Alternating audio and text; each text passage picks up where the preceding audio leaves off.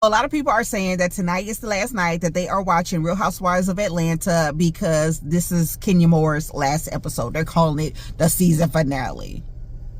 You know, I guess I'm like this because Kenya's not my fave. Like, I've seen Kenya over the years, you know what I'm saying? And I don't know, just not my fave. You know, I definitely respect her as the icon she is, but on this show, she never been my fave.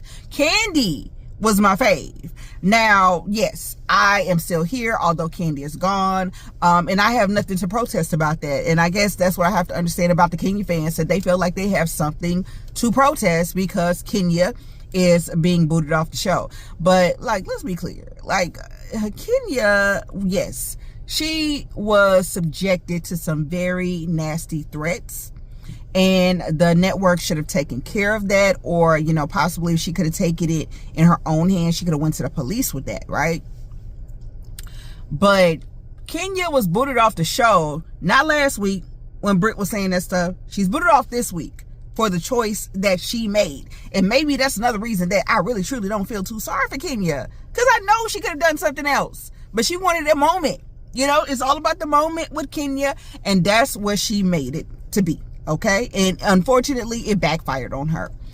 But yeah, I'm gonna keep watching. I love Kelly and Shamia's stories, and as ridiculous as Drew and Portia are, you know, whatever, you know what I'm saying? And I kind of like Angela's story. I like what's happening right there, so I'll still be watching. And then one more thing about Kenya.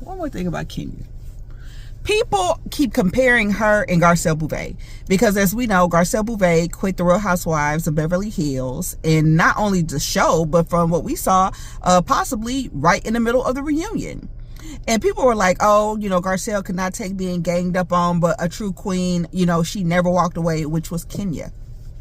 And I'm like, if Kenya is being dismissed, violated, and disrespected with no regard, as y'all say, by the network, by production, why is she still there?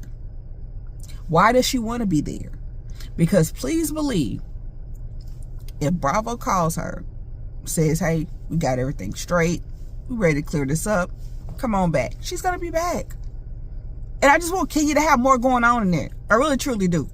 Because if that show is as bad or treating her as bad as y'all say, then why would she go back? And why are y'all protesting when you know she going back?